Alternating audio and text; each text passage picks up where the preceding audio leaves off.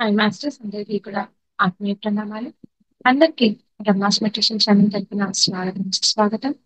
ముందుగా మనందరి జగద్గురువైన బ్రహ్మశ్రీ సుభాష్ పత్రి సారి కూడా కృతజ్ఞతలు తెలుపుకుంటూ ఆత్మ ప్రణామాలు సమర్పించుకుంటూ ఈ రోజు ఒక సెషన్ ప్రారంభించుకుందాం మాస్టర్స్. ప్రతిరోజు కూడా చక్కటి జ్ఞానాన్ని ఒక్కొక్క మాస్టర్ ద్వారా ప్రతిరోజు అందుకుంటూ ఉన్నాం. ఈ రోజు ఆ ప్రయాణంలో భాగంగా జ్ఞానాన్ని అందించడానికి మనతో పాటు సంధ్యా మేడం గారు మనకు జూమ్ సెషన్ కి ఇచ్చేసి ఉన్నారు మాస్టర్స్. మనందరికీ తెలిసిన ఒక సత్యమే ఆత్మ అనే శబ్దం అందరికీ కూడా విపులీకరంగా అందించబడుతోంది జ్ఞానం ద్వారా పత్రిసార్ వల్ల జ్ఞాన ప్రయాణం అందుతూ ఉంది మాస్టర్స్. దాంట్లో భాగంగా ఈ రోజు మేడం గారు తీసుకున్న టాపిక్ బ్రహ్మతత్వం అంటే అసలు ఏమిటి, బ్రహ్మతత్వం అని అంటే ఏంటి అనే ఒక చక్కటి అంశంతో మేడం గారు మనకి ఈ రోజు జ్ఞానాన్ని అందించబోతూ ఉన్నారు. మేడం, ముందుగా మీకు బ్రహ్మాస్ మెడిటేషన్ ఛానల్ తరపున స్వాగతం సుస్వాగతం. Thank you so much. Over to you madam. Okay అమ్మా. శ్రీ గురుభ్యో నమః. మా గురువు గారైన రామరాజ్ జయమ్మ గారికి, వారి కుమార్తె రేవతి మేడం గారికి, ధ్యానాన్ని అందించిన పత్రిజీ గారికి నా ఆత్మ ప్రణామాలు. అలాగే జూమ్ ప్రేక్షకులకి, యూట్యూబ్ ప్రేక్షకులకి కూడా నా హృదయపూర్వక నా హృదయపూర్వక ఆత్మాభిమానాలు తెలియజేస్తున్నాను. మనము బ్రహ్మతత్వం అని వీళ్ళు అన్నారు, అంటే ఆత్మ జ్ఞానం గురించి చెప్తానన్నాను. అట్లాగే కొంచెం నాకు తెలిసిన కొటేషన్స్ గురించి మనం చెప్పుకుందాము. అంటే జీవితంలో మనకి ఎలా ఉండాలి, ఎలా ఉండకూడదు అనే కొటేషన్స్ కొన్ని ఉన్నాయి, కలెక్ట్ చేసి పెట్టుకొని ఉన్నాను. వాటి గురించి మనం వివరించుకుందాం. ఈ ఆత్మ జ్ఞానంలో ఆ కొన్ని పాయింట్స్ చెప్తాను నేను. ఇది పరిపూర్ణానంద స్వామీజీ గారు చెప్పడం జరిగింది. నీళ్లతో స్నానం చేస్తే మళ్ళీ మురికి పడుతుంది, జపం చేస్తే మళ్ళీ మళ్ళీ చేయాల్సి వస్తుంది. అదే జ్ఞానం వస్తే మళ్ళీ మళ్ళీ అవసరం ఉండదు. మనం ఒకసారి స్నానం చేసామనుకోండి, మళ్ళీ మళ్ళీ మురికి పడుతూనే ఉంటుంది. జపం చేసామనుకోండి, చివరి వరకు జపం చేస్తూనే ఉండాలి. ఎందుకంటే నెక్స్ట్ స్టెప్ కి వెళ్ళాలి. జపం తర్వాత ధ్యానానికి వెళ్ళాలి. ధ్యానం చేస్తే ఆత్మ జ్ఞానం వస్తుంది. అదే జ్ఞానం గాని వస్తే మళ్ళీ మళ్ళీ అవసరం అనేది, అంటే ఒకసారి ఆత్మ జ్ఞానం అనేది వచ్చింది అంటే మళ్ళీ నేర్చుకోవాల్సిన అవసరం అనేది ఉండదన్నమాట. స్నానం చేస్తే మురికిపోతుంది, శరీరం ఉంటుంది. జపం చేస్తే మనసులో మురికిపోతుంది, మనస్సు ఉంటుంది. జపం చేస్తే మనసులో మురికిపోతుంది కానీ మనస్సు అనేది నిలబడుతుంది. అదే జ్ఞానం పొందిన తర్వాత అజ్ఞానం పోతుంది. జీవుడు కూడా పోతున్నాడు, పునరాగమనం లేదు, జీవుడే దేవుడయ్యాడు. స్నానం చేస్తే మురిగిపోతుంది కానీ శరీరం ఉంటుంది. జపం చేస్తే మనస్సు సైలెంట్ గా మనసులో ఉండే మురికంతా పోతుంది కానీ మనస్సు అనేది ఉంటుంది. అదే జ్ఞానం గాని పొందిన తర్వాత ఇంకా అజ్ఞానం అనే అది ఉండదన్నమాట, వెళ్ళిపోతుంది. అజ్ఞానం వల్లనే మళ్ళీ మళ్ళీ మనం జన్మలు తీసుకోవాల్సి వస్తుంది. జ్ఞానం వచ్చిన తర్వాత జీవుడు వెళ్ళిపోతాడు, ఇంకా అవసరం లేదు. నేర్చుకోవాల్సిన పాఠాలన్నీ నేర్చేసుకొని జ్ఞానం పొందిన తర్వాత జీవుడు భూమి మీదకి రావాల్సిన అవసరం లేదు. భూమి మీదకి రావాల్సిన అవసరం లేని స్థితి అంటే ఏంటి అంటే జీవుడే దేవుడైపోతాడనమాట. సద్గురువు అనేవాడికి నేను గురువు అనే భావన ఉండదు. అసలైన సద్గురువు ఎలా ఉంటాడు అంటే నేను గురువు అని చెప్పడు. మన పత్రిజీ గారు కూడా అదే చెప్తారు, నీ శ్వాసే నీ గురువు, నేను గురువు కాదు. నీ శ్వాస ఏదైతే ఉందో అదే నీకు గురువు. దాని ప్రకారమే నువ్వు నడుచుకుంటూ వెళ్ళు, సైలెన్స్ లోకి వెళ్ళు, ధ్యానం చెయ్యి, శ్వాస మీద ధ్యాస పెట్టు, నీ శ్వాసే నీ గురువు అని సార్ చెప్పడం జరిగింది. సత్యానికి మేల్కొన్నవాడు సద్గురువు, వాడు సహజంగా ఉంటాడు. సత్యం ఎవరైతే ఆచరిస్తూ ఉంటారో వాళ్ళే సద్గురు అన్నమాట.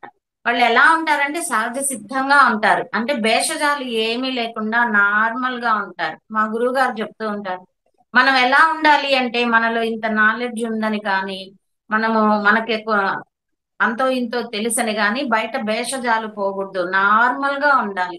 మనము అవసరమైనప్పుడు మాత్రమే నోరు విప్పాలి.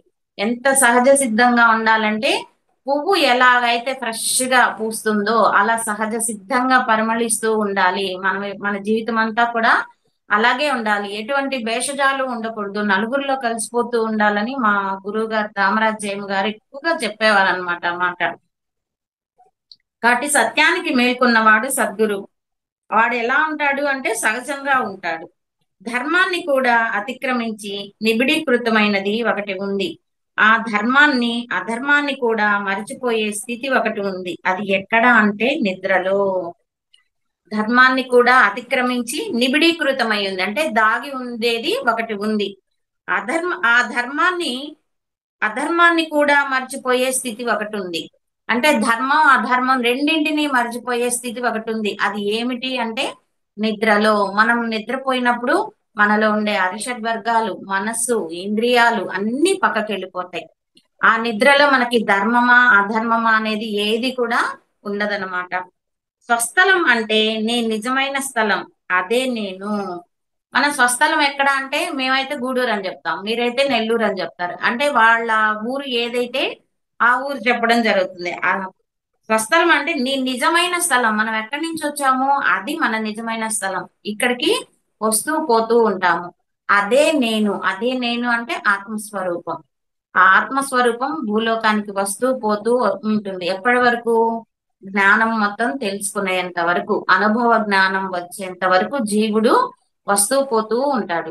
ఆ జ్ఞానం అనేది ఎప్పుడైతే లభిస్తుందో ఇంక ఈ భూమి మీదకి రావాల్సిన అవసరం లేదు. అదే ఆత్మ జ్ఞానం అన్నా బ్రహ్మతత్వం అన్నా మన పేర్లు ఏది పెట్టుకున్నా కూడా అదే అన్నమాట. నేను అనేది నా ఎప్పుడు కావాలంటే నాది అనేది ఉన్నప్పుడు, విషయాలు ఉన్నప్పుడు. నేను అనేది ఎప్పుడు ఉంటుంది అని అంటే నాది అనేది ఉన్నప్పుడు, విషయాలు ఉన్నప్పుడు మాత్రమే నేను నేను అనే మాట ఎక్కువ వాడుతూ ఉంటాం. ఆ విషయాలు ఏమీ లేవనుకోండి, విషయాలు లేవు, నాది అనేది లేదు, అప్పుడు నేను అని చెప్పే అవకాశం కూడా అవసరం కూడా ఉండదన్నమాట. నేను అన్ని అడ్చడానికి వీలు లేదు. జ్ఞానం అనే అభ్యాసం ద్వారా నేను అనేవాణ్ణి విచారణ చేయాలి. మనం ఏదైనా అడిగామనుకోండి, నేను చెప్పాను, నేను చేశాను అని అంటూ ఉంటాం. నేను అనేవాణ్ణి అణచడానికి వీలు కాదు. ఎప్పుడు వీలవుతుంది అనంటే జ్ఞానంని అభ్యాసం చేయడం ద్వారా నేను అనేవాణ్ణి విచారణ చేయాలి. ఆ నేను అంటే ఏంటి అసలు? దేహమా ఆత్మ పదార్థమా అని విచారణ చేసి, ఈ దేహం అంటే నాది, నేను అంటే ఆత్మ పదార్థం అనేది అర్థం చేసుకుని మనం నెమ్మది నెమ్మదిగా ముందుకు వెళ్ళాలి అనేది ఇక్కడ ఉద్దేశం అన్నమాట. జ్ఞానం అనే అభ్యాసం ద్వారానే మాత్రమే ఈ నేను అనేవాడిని అణుస్తాము. ఎప్పుడైతే ఈ నేను అనేవాడు పక్కకు తప్పుకుంటామో నేను నుంచి మేము, మనము అనేది వస్తుంది. మనకి గురువులు చూడండి, ఎవరైనా వస్తే నేను చేశాను, నేను చెప్పాను అని అనరు. సాంప్రదాయ గురువులు నేను చేశాను, నేను చెప్పాను అనరు. మేము చేశాము, మేము చెప్పాము అంటారు. అంటే నేను నాది అనే తత్వాన్ని నుంచి మేము మనది అనే స్థితికి వచ్చేస్తారనమాట. ఇప్పుడు ప్రస్తుతం భక్తి ఎలా ఉంది అనే దానికి ఒక చిన్న ఉదాహరణ కథ చెప్పుకుందాము. కథ పేరు వచ్చి నేతి బీరకాయల కథ అన్నమాట. నేతి బీరకాయల అమ్మకానికి వచ్చినప్పుడు అత్తగారు వింటారనమాట. నేతి బీరకాయలని ఆ కూరలు అమ్మే వాళ్ళు అమ్ముతూ ఉంటే, అబ్బా నేతి బీరకాయలు వచ్చాయి, వీటిలో ఎంత నెయ్యి ఉంటుందో, ఆ ఇప్పుడు మొదలే నెయ్యి ఎక్కువ రేటు ఉంది. అదే మనం ఆ నేతి బీరకాయలు తీసుకొని దాంట్లోంచి నెయ్యి తీసుకున్నామంటే చాలా చౌకగా దండిగా వస్తది అని చెప్పి అత్తాకోడళ్ళు ఇద్దరు కలిసి ఆ బుట్ట బుట్ట కొనేస్తారు. ఆవిడ దగ్గర ఉన్న మొత్తం బీరకాయలు కొనేస్తారు. కొనేసి నీట్ గా తీసేసి ముక్కలు చేసేసి సీసాల్లో పెట్టి ఇంకా నెయ్యి ఎప్పుడు వస్తుందా అని ఎదురు చూస్తూ ఉంటారనమాట. ఇప్పుడు జనాలు అలా ఉన్నారని చెప్తున్నారనమాట. ఎంతకీ కాయల నుండి నెయ్యి రాలేదు, ఎంతసేపు చూసినా కాయల నుంచి నెయ్యి రాలేదు. దీని అర్థం ఏంటంటే ఇప్పుడు ఉన్న గుళ్ళల్లో ఆధ్యాత్మికత అలా ఉంది అని చెప్తున్నారు భరద్వాజ మాస్టర్. పేరుకు గుళ్ళల్లో సేవ చేస్తున్నాం, పూజలు చేస్తున్నాం అంటారే కానీ దాని నుండి నేర్చుకునేది ఏదీ లేదు, అంటే అంకిత భావం లేదన్నమాట.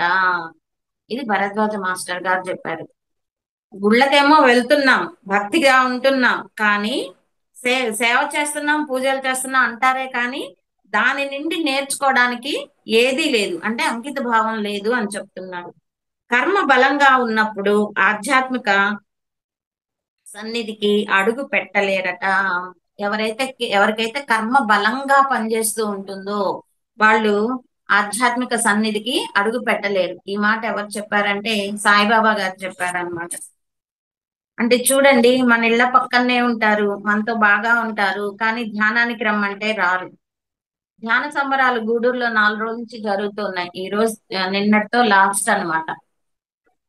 ఎంతో మందిని పిలిచాం, వేల పాంప్లెట్లు పంచాము. ఆ వేలల్లో నుంచి వందల్లో వచ్చారే గాని అందరూ రాలేరన్నమాట. అది ఒక పూర్వజన్మ సుకృతం అని కూడా మనకు పెద్దవాళ్ళు చెప్తారు. కృష్ణుడు కూడా భగవద్గీతలో అదే చెప్తారు. ఫస్ట్ 1000 మంది వచ్చారనుకోండి ఒక క్లాస్ కి, రెండో క్లాస్ కి 500 మంది ఉంటారు, మూడో క్లాస్ కి 200 మంది ఉంటారు, పదో క్లాస్ కి వచ్చేసరికి ఒకరో ఇద్దరో ఉంటారు. అలాగే నా గురించి ఆలోచించే వాళ్ళు, నా దగ్గరికి వచ్చే వాళ్ళు లక్షల్లో ఒకరు ఉంటారు అని భగవద్గీతలో కృష్ణుడు కూడా చెప్పడం జరుగుతుంది అనమాట.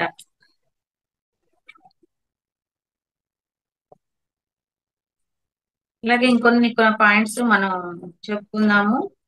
సంతోషంలో ఉన్నప్పుడు ఆనందించే మిత్రులు వద్దు, బాధలో ఉన్నప్పుడు వెన్నంటి ఉండే మిత్రులు కావాలి.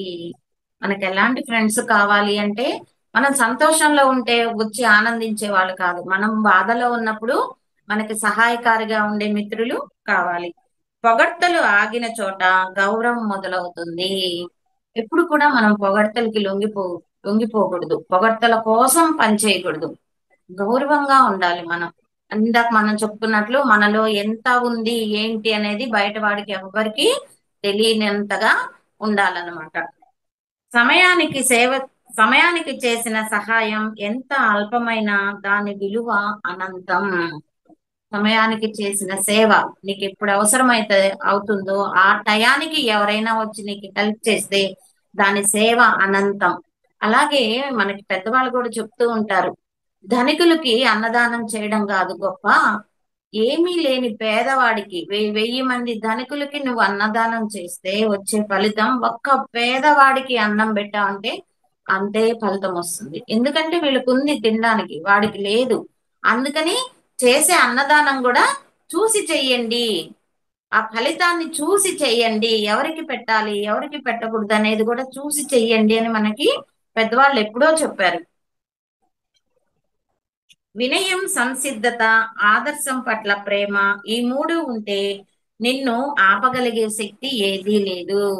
నీ దగ్గర వినయం, సంసిద్ధత, ఆదర్శం పట్ల ఉన్న ప్రేమ, ఇవి 3 లక్షణాలు గాని నీ దగ్గర ఉన్నాయి అని అంటే నిన్ను ఇంకా ఆపగలిగే శక్తి ఏదీ లేదు. నాయకుడు శీలవంతుడు కాకపోతే అనుచరులు విధేయులు కావడం సాధ్యం కాదు. నాయకుడు అనేవాడు శీలవంతుడై ఉండాలి. అంటే తను చెప్పిన మాటలకి కట్టుబడి ఆచరణ విధంగా ఉంటేనే అనుచరులు కూడా అలాగే తయారవుతారు. నాయకుడు చెప్పిన మాట పాటించకుండా ఉంటే ఆ అనుచరులు కూడా నాయకుడు లాగే తయారవుతారు అనమాట. జాలి చూపని సాధువు కన్నా దానం చేసే సంసారి మిన్నా. కొంతమంది సాధువులు ఉంటారు, వాళ్ళు మనం వెళ్ళి అడిగినా కూడా ఏమీ చెప్పరు, ఏమీ చేయరు. కాబట్టి సా జాలి చూపని సాధువు కన్నా స- దానం చేసే సంసారి మిన్న. మనకి ఆ ఋషులు ఏం చెప్పారంటే అన్నింటిలో కల్లా కూడా సంసారియే గొప్ప అని చెప్పారు. ఎందుకు అంటే ఋషులు వాళ్ళు అగ్నిని పుట్టించకూడదు, అదే ఆ వెలిగించకూడదు అనమాట. మరి వచ్చిన ఉమ్, ఋషులకు గాని గొప్ప గురువులకు గాని అందరికీ వండి పెట్టేది ఒక సంసారే. కాబట్టి నలుగురికి చెప్తారు కదా మనకి, ఆ వాళ్ళల్లో కల్లా అందరికన్నా కూడా సంసారి గొప్ప. సంసారం చేస్తూ ఆధ్యాత్మికంగా ఎదిగేవాడు అత్యంత తొందరగా ఎదుగుతాడు.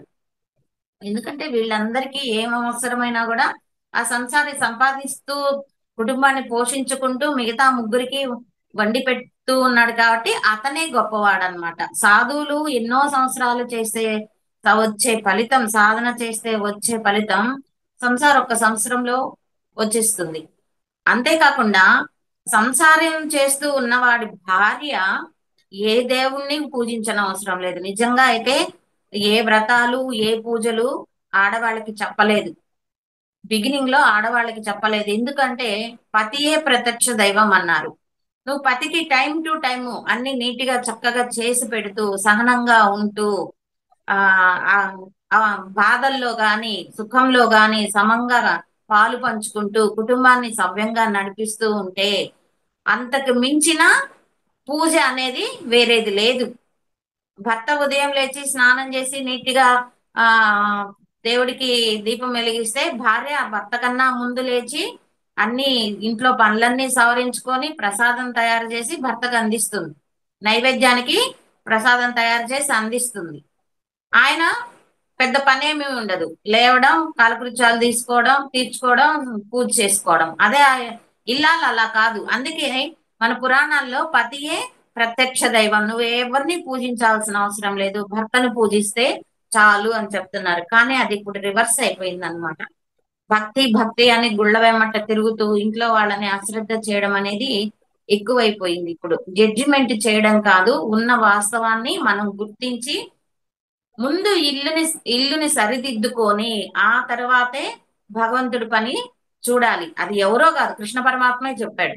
ఇంకెవరో చెప్పలేదు, ఆయనే చెప్పాడు అనమాట. కాబట్టి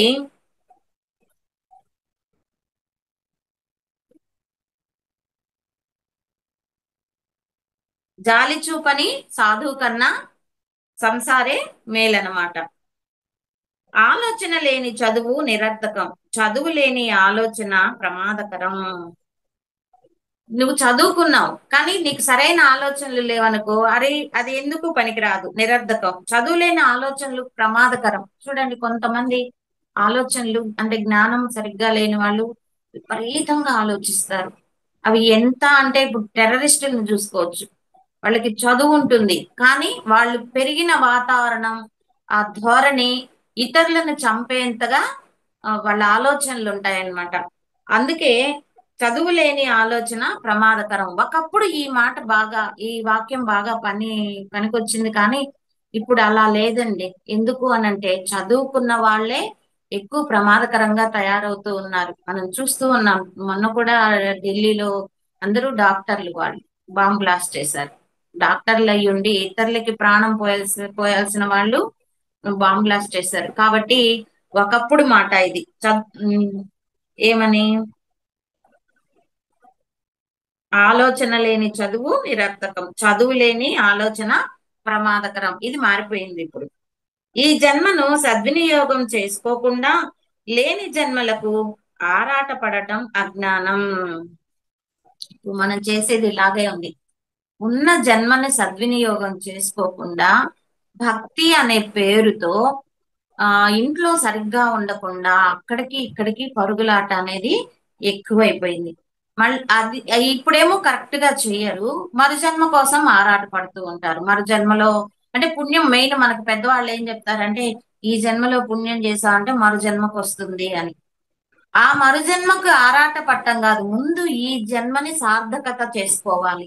ఎలా జీవించాలి, ఎలా జీవించకూడదు, ఎలా ఆలోచించాలి, ఎలా ఆలోచించకూడదు, ధర్మంగా జీవించాలంటే ఏం చెయ్యాలి, ఇలా ఉంటే నీకు మరు జన్మ గురించి నువ్వు ఆరాట పడనవసరం లే, హ్యాపీగా బ్రహ్మాండమైన జన్మ వస్తుంది. కాబట్టి ఈ జన్మనే ఇప్పటికే ఇప్పటికిప్పుడే ఈ జన్మలోనే సార్థకత అనేది ప్రతి ఒక్కరూ చేసుకోవాలి.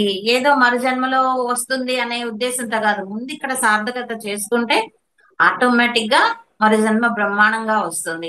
ఇప్పుడు బాగా చదువుకున్న పిల్లవాడు ఎగ్జామ్ కి భయపడ్డు కదా, చక్కగా వెళ్ళి రాస్తాడు. ఇది కూడా అంతే, ఈ జన్మలోనే సార్థకతగా మనం చేసుకోవాలన్నమాట. నిమిషాల వలయంలో జాగ్రత్త పడితే గంటలు వాటంతట అవే జాగ్రత్త పడతాయి, ఆదా అవుతాయి. నిమిషాల విషయంలో జాగ్రత్త పడితే మనం ఏం చేస్తామంటే టైం అసలు లెక్క లేకుండా వాడేస్తూ ఉంటాం. టైం టు టైం గాని మీరు అన్ని చేసుకుంటూ ఉంటే ధ్యానం చేసుకోవడానికి కావాల్సినంత టైం ఉంటుంది. ఎవరిని అడగండి, నాకు ధ్యానం చేయడానికి వీలు కాదండి, నాకు మనసు కుదరదండి, నాకు వీలు కాదండి, ఇదే ఉంటుంది తప్పితే అందరికీ సంసారాలు ఉంటాయి. చేసేవాళ్ళు బ్రహ్మాండంగా చేస్తున్నారు కదా, రోజుకి పనులన్నీ చేసుకుంటూ సంసారం చేసుకుంటూ 5 గంటలు 10 గంటలు చేసేవాళ్ళు ఎంతో మంది ఉన్నారు. ఆ సమయాన్ని మనం కుదించుకొని జాగ్రత్తగా మనం గాని మెయింటైన్ చేసుకున్నాము అంటే గంటలు గంటలు మిగులుతాయి. మా గురువు గారు అనేవాళ్ళు, నన్ను చూసి మా పక్కన ఒక ఆవిడ వెళ్తే నాకు వీలు కాదమ్మా, అమ్మాయిలాగా నేను చేయడానికి నాకు వీలు కాదమ్మా అని అంటే, మరి నువ్వేం చేస్తావు అని అంటే, మాది టిఫిన్ అంగడి, రాత్రి 10 వరకు పని ఉంటుంది అని అంది. మరి తర్వాత ఉదయం ఎన్నింటికి లేస్తావు అంటే, చీకటితో 5కి లేస్తాను అని. అంటే రాత్రి 10 నుంచి 5 వరకు ఖాళీనే కదా, అప్పుడు చేసుకోవచ్చు కదా, ఎందుకు ఆ టయాన్ని నువ్వు సద్వినియోగం చేసుకోకూడదు అని అన్నారు. అట్లా మనం ఏంటంటే, చక్కగా మనం సద్వినియోగం చేసుకోవచ్చు. ఆ నిమిషాల్ని గంటలుగా మార్చుకోవచ్చు. పనులన్నీ చకచకా చేసేసి లక్షణంగా మనం ధ్యానం బాగా చేసుకోవచ్చు. ఎప్పుడైతే ధ్యానం చేసుకుంటామో జ్ఞానం వస్తుంది, ఆత్మజ్ఞానం వస్తుంది. ఆత్మజ్ఞానం ఎప్పుడైతే వస్తుందో మళ్ళీ మళ్ళీ జన్మించాల్సిన అవసరం లేదు. ఆత్మజ్ఞానం లేకనే ఈ అర్షడ్ వర్గాలలో మనం ఇరుక్కుపోయి జీవిస్తూ ఏడుస్తూ మనం దుఃఖపడుతూ ఇతరులను కూడా దుఃఖపడేట్లు చేస్తున్నాం అన్నమాట. కాబట్టి ధ్యానం అన్నిటికన్నా కూడా గొప్పది. అదే పత్రిజీ గారు మనకి నేర్పించడం జరిగింది.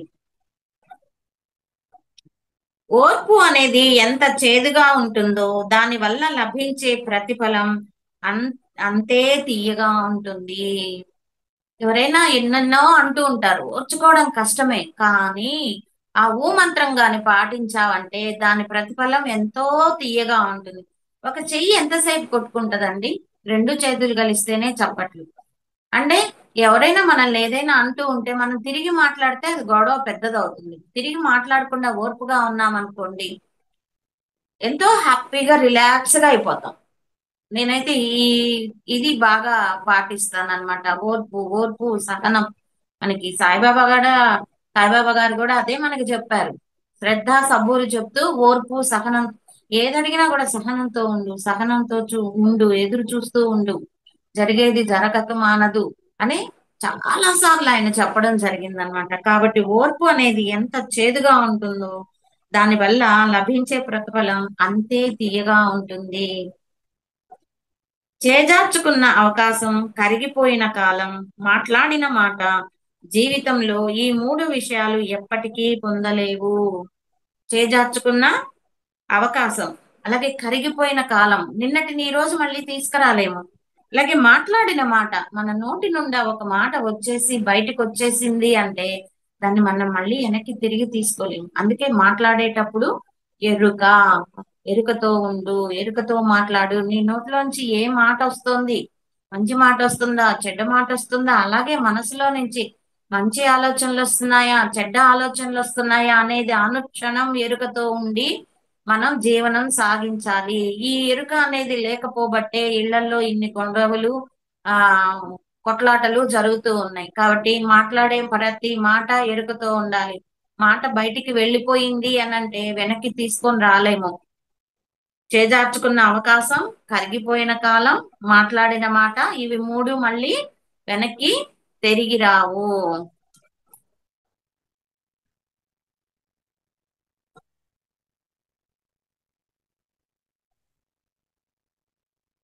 సహనం పాటించే వారే జీవితంలో అనుకున్నది సాధిస్తారు. ఎప్పుడైతే మనం సహనం పాటిస్తామో జీవితంలో అనుకున్నది పాటించడం జరుగుతుందన్నమాట.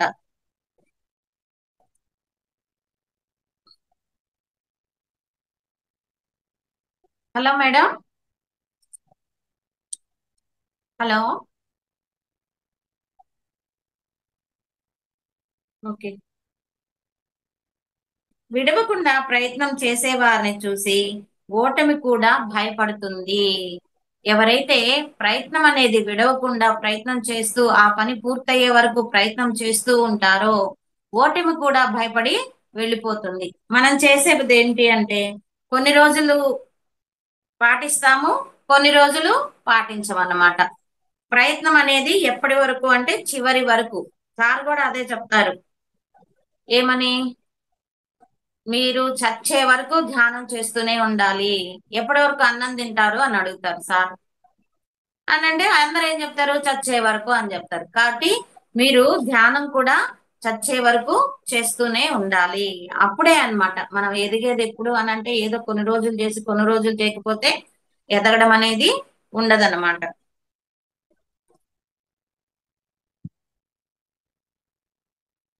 కోపం చేతల్లో కాదు మాటల్లో ఉండాలి. ప్రేమ మాటల్లో కాదు, చేతల్లో మనసులో ఉండాలి. కోపం ఎప్పుడు కూడా చేతల్లో కాదనమాట ఉండాల్సింది, మాటల్లో ఉండాలి. అంటే మనకేం చెప్తాము అంటే అరిషడ్ వర్గాల్ని అధిగమించాలి అని చెప్పేటప్పుడు నీవు బయటికి కోపంగా కనిపించినట్లు ఉండాలి, అవతల వాళ్ళకి కోపంగా ఉండాలి, కానీ నీ లోపల మాత్రం కోపం ఉండకూడదు. అంటే ఎమోషన్స్ ని కంట్రోల్ చేసుకోవడంలో ఇది ఒక పాయింట్ గా చెప్తామన్నమాట. పిల్లలు భయపడాలి, నీ కోపం చూసి భయపడాలి, కానీ నీ లోపల ఆ ఎమోషన్ ఫీల్ అవ్వకూడదు. అదే వీళ్ళు చెప్తున్నారు, కోపం చేతల్లో కాదు మాటల్లో ఉండాలి, ప్రేమ మాటల్లో కాదు చేతల్లో మనసుల్లో ఉండాలి. ప్రేమ చూపించండి అని అంటే కేవలం మాట్లాడుతూ ప్రేమ ఒలకబోయడం కాదు, మాటల్లో చేతల్లో ఉండాలన్నమాట ఎప్పుడు కూడా. అంటే ఆ ప్రేమని నువ్వు వ్యక్తపరచడం అనేది నేర్చుకోవాలి. చెయ్యగలిగిన వాడు చేస్తాడు, చెయ్యలేని వాడు చేస్తానని చెబుతూ ఉంటాడు.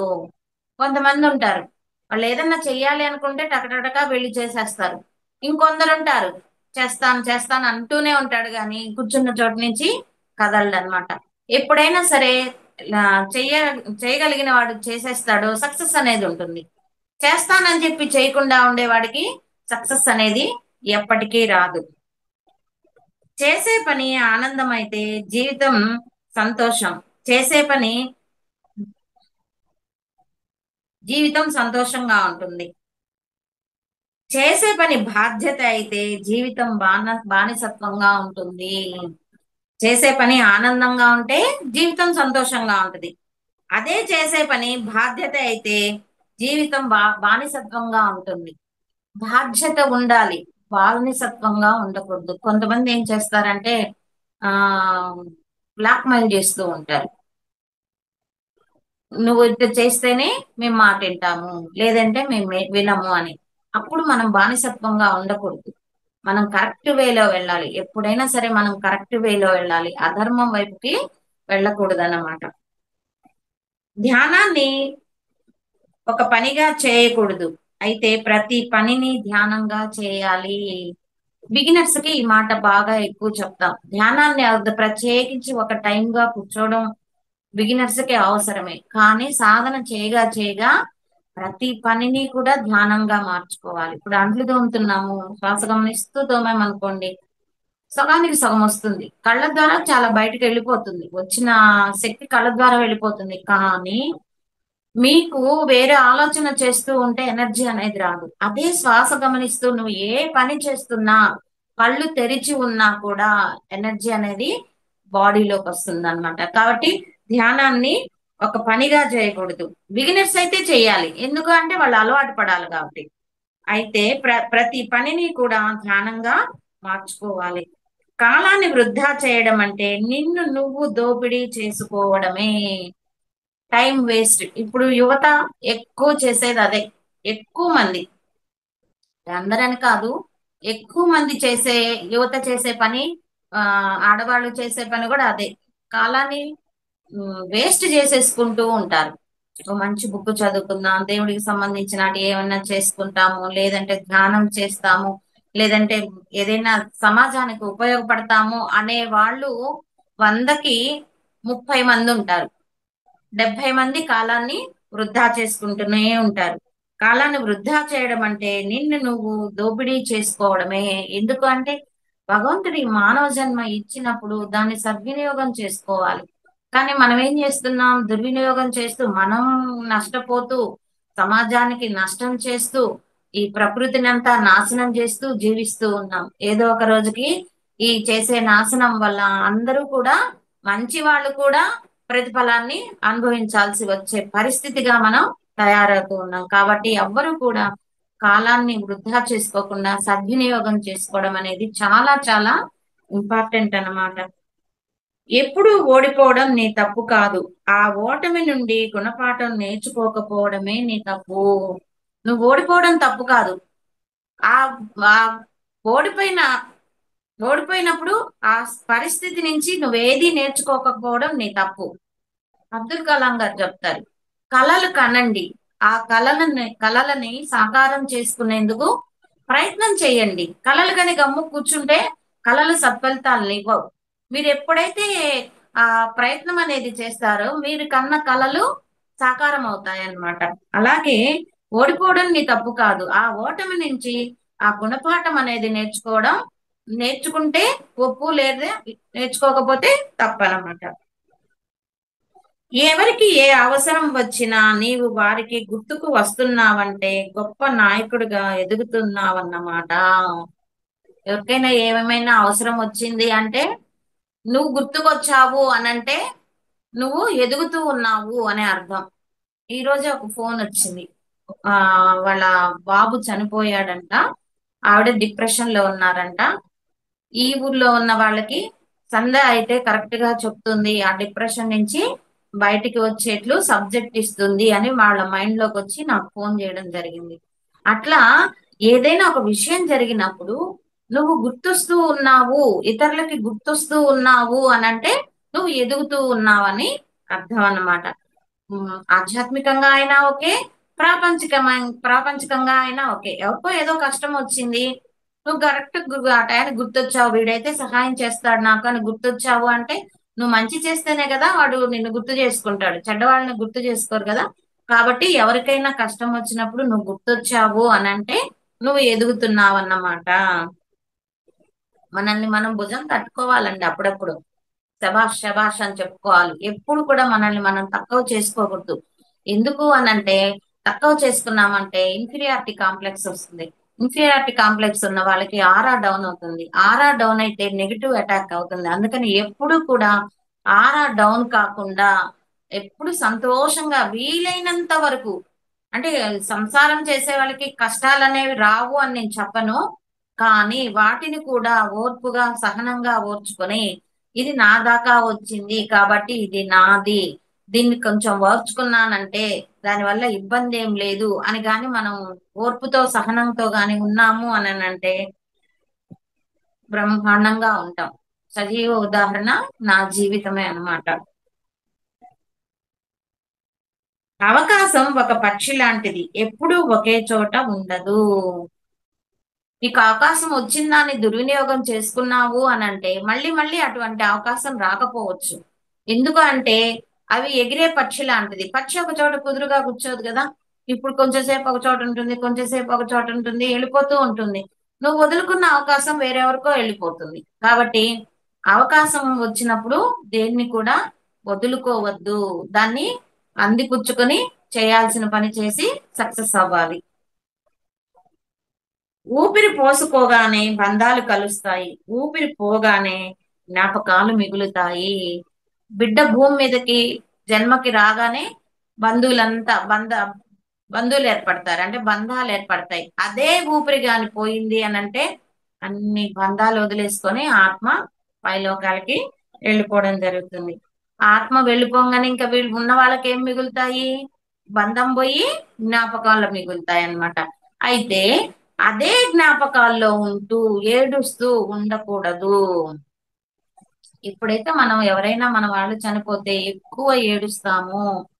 వాళ్ళు పైలోకాలకి వెళ్ళలేరండి, అశ్వలోడికి వెళ్ళలేరు. ఎందుకు అనంటే ఒక బట్టని నీళ్ళల్లో ముంచి లేవతీస్తే లే పైకి లేపినప్పుడు అది బరువుగా అవుతుంది, నీళ్ళ తడితో బరువుగా అవుతుంది. అలాగే మన ఏడుపు వెళ్ళిపోతున్న ఆత్మని పైలోకాలకి పోకుండా కిందకి లాగుతూ ఉంటుంది.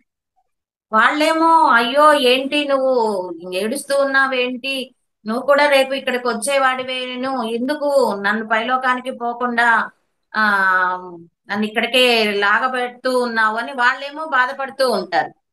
కానీ మనకి తెలియదు అది. మనము ఏడుస్తూ ఉంటే వాళ్ళు పైలోకానికి వెళ్ళలేరు, ఇబ్బంది పెడుతున్నాము అనేది తెలియక వీళ్ళు రోజుల తరబడి సంవత్సరాల తరబడి ఏడుస్తూ ఉంటారు. కానీ వాళ్ళు చేసిన పనులను జ్ఞాపకం చేసుకొని ఉండాలే కానీ ఏడుస్తూ ఉండకూడదు. వాళ్ళు మళ్ళీ జన్మకి రావాలి అంటే పైలోకాలకు వెళ్ళాలి, వెళ్తేనే అస్ట్రల్ వరల్డ్కి వెళ్తేనే మళ్ళీ జన్మకు వస్తారు. కాబట్టి ఎవరైనా చనిపోతే ఎంతవరకు ఏడవాలో అంతవరకు ఏడిస్తే చాలన్నమాట. అక్కర్లేని ఏడుపులు అనవసరం, వాళ్ళని ఇబ్బంది పెట్టిన వాళ్ళమే అవుతాము. సాధుత్వం పనికిరాని చోట కఠినత్వం ప్రదర్శించటం మంచిదే. సాధుత్వం అంటే నెమ్మదిగా ఉండడం, నెమ్మదిగా ఉండడం పనికి రాని చోట కఠినత్వం అనేది మంచిదే. ఇప్పుడు ఒక చోట ఆ అన్నదానం జరుగుతోంది. అందరు గుంపులు గుంపులుగా వచ్చేసారు. మనం చేసేది అన్నదానమే కానీ ఆ గుంపులు గుంపులుగా రావడం కరెక్ట్ కాదు. అక్కడ గొడవలు వస్తాయి. అక్కడ కఠినంగా ఉండాలి. క్యూ లైన్ లో రావాలని చెప్పి వాళ్ళని కఠినంగా చెప్పాలి. వాళ్ళు ఎవరేమనుకున్నా పర్లా, ఈమెంది చెప్తుంది ఈయనేంది చెప్తున్నాడు అనుకున్నా పర్లా, పద్ధతిగా ఉన్నప్పుడే ఏదైనా పని తొందరగా అవుతుంది. గుంపులు గుంపులుగా వచ్చినప్పుడు పని కూడా తొందర కాదు. అందరు మొఖాన ప్లేట్లు పెట్టేస్తే ఎవరికైనా పెట్టగలం? అందుకని ఏంటంటే అదే క్యూ లైన్ లో చక్కగా వచ్చారనుకోండి, చక్కగా వడ్డం చేసేదానికి అవకాశం ఉంటుంది. అంతేకాకుండా టైం కూడా కలిసి వస్తుంది. ఇప్పుడు చూడండి, మీరు ఎక్కడికైనా ఆ ట్రైన్ కి వెళ్ళాలి, టైం అయిపోతూ ఉంటుంది, హడావుడిగా పరిగెత్తారనుకోండి, ఒక పని బదులు ఒక పని చేసేస్తాము, అన్ని కింద పడేస్తాము, మళ్ళీ టైం వేస్ట్ అయిపోతూ ఉంటుంది. అదే కొంచెం అలర్ట్ గా ముందుగా కానీ వెళ్ళాల్సిన టైంకి ముందు నుంచే పని చేసుకుంటూ హడావుడి పడకుండా ప్రశాంతంగా పని చేసుకుని ప్రశాంతంగా వెళ్ళిపోవచ్చు అసలు హ్యాపీగా. కానీ చాలా మంది చేసే పొరపాటు ఏంటంటే హడావుడి హడావుడి, ఏదైనా పని పడితే హడావుడి పడిపోతూ ఉంటారు. హడావుడికి నార్మల్ గా చేసేదానికి 2 నిమిషాలే తేడా ఉంటది. ఆ 2 నిమిషాల తేడా కోసం పరిగెత్తి పరిగెత్తి పని చేస్తే ఇబ్బందులు పడేది మనమే. పెద్దవాళ్ళు చెప్తారు, పరిగెత్తి పాలు తాగే కంటే నిలబడి నీళ్లు తాగడమే మంచిది అని చెప్తూ ఉంటారు పెద్దవాళ్ళు. వాళ్ళందరూ ఆచరించి వాటిని ప్రయోగాలు చేసి చేసి మనకు అందించిన వాక్యాలు ఇవన్నీ కూడా పెద్దవాళ్ళు మనకు అందించిన వాక్యాలు అన్నమాట. మనం ఎలా జీవించాలి ఎలా జీవించకూడదు అని చెప్పే వాక్యాలు ఇవన్నీ కూడా.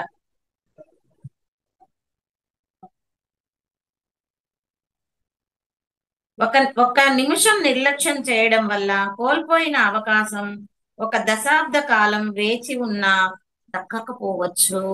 కొన్ని కొన్ని పనులుంటాయి, అవి వచ్చిన అవకాశాన్ని గాని వినియోగించుకోకపోతే ఒక దశాబ్ద కాలం అంటే 10 సంవత్సరాల తర్వాత కూడా మీకు మళ్ళీ ఆ అవకాశం రాకపోవచ్చు. ఇప్పుడు వచ్చిన అవకాశాన్ని సద్వినియోగం చేసుకోవడం నేర్చుకోండి. ఆ కొంతమంది దాట వేస్తూ ఉంటారు, ఇప్పుడు కాదులే మళ్ళా వచ్చినప్పుడు చూడొచ్చులే అని చెప్పి దాట వేస్తూ ఉంటారు. అలా దాట వేసే ప్రయత్నం చేయవద్దు. వచ్చిన అవకాశాన్ని సద్వినియోగం చేసుకోండి. నెరవేర్చే వారి దగ్గరకు బాధ్యతలు ఆకర్షించుకుంటూ వస్తాయి. ఎవరైతే బాధ్యతల్ని చక్కగా నెరవేరుస్తూ ఉంటారో ఆ బాధ్యతలు అనేటివి వాళ్ళ దగ్గరికి ఆకర్షించుకుంటూ వస్తాయి. అంటే వాడు చేసే వ్యక్తి కాబట్టి ఆ బాధ్యతలు అనేటివి ఆకర్షింపబడుతూ ఉంటాయి అన్నమాట. నాకు నిన్న ఉదయం మెడిటేషన్ చేస్తూ ఉంటే ఆ పిప్పల శివప్రసాద్ గారి సంగీత నాద ధ్యానం చేయించారనమాట. ధ్యానం చేస్తూ ఉంటే వెంకటేష్ సాంగ్ కనబడుతూ ఉన్నాడు. మామూలుగా ఏం చెప్తా అంటే ఎవరైనా కనిపించారనంటే వెంటనే క్వశ్చన్ చెయ్యొద్దు. ఎందుకంటే మన ఎనర్జీ లెవెల్ డౌన్ అయిపోయి ఆ లెవెల్ నుంచి కిందకు వచ్చేసరికి వాళ్ళు కనిపించకుండా పోతారు. వాళ్ళు అక్కడే ఉంటారు, మనం డౌన్ అయినందువల్ల మనకు కనిపించరు అనమాట. గమ్ముగా చూస్తూ ఉండండి అని చెప్తాం. అలా చూస్తూ ఉంటే ఆ స్వామి ఆ ఆ, గొప్ప గొప్ప ఎంత వెలుగులతో నిండిపోయి ఉన్నాడంటే మొత్తం ఆయన నుంచి వెలుగులు అలా ప్రసరిస్తూ ఉన్నాయన్నమాట. ఆయన కాంతి బాల్స్ లాంటివి చేత్తో తీసి అలా ఇసిరేస్తూ ఉన్నారు, ఉన్న వాళ్ళకి అలా ఇసిరేస్తూ ఉన్నారు. నేను కూడా చేతులు అలా పెట్టాను, ఆ స్వామి ఇచ్చేది తీసుకోవడం కోసం అలా చేయి జాపాను అనమాట. చేయి జాపితే నాకు ఏమొచ్చిందంటే, మనకి ఫిల్టర్ లో అడుగున ఉంటది చూడండి, పైన వచ్చి కడ్డీలది ఉంటుంది, కిందది వచ్చి ఇంకొక స్టీల్ డబ్బాల టైప్ లో ఉంటుంది కదా, అట్లాంటి దాంట్లో దాని నుంచి కూడా కాంతి ప్రసరిస్తుంది. బాగా నలిపి వేసిన కాగితాలు, తగరం కాగితాలు బాగా నలిపి వేసేసి ఉండలు ఉండలు చేస్తూ ఉంటుంది చూడండి, అట్లాంటి కాగితాలు దాంట్లో ఉన్నాయన్నమాట. దాని నిండా ఉన్నాయి, దాన్ని విసిరేసాడు అనమాట. ఇదేంటి స్వామి అని అంటే వాటిని అన్నింటినీ సరి చెయ్యానన్నాడు. అప్పుడు నాకు నవ్వొచ్చింది.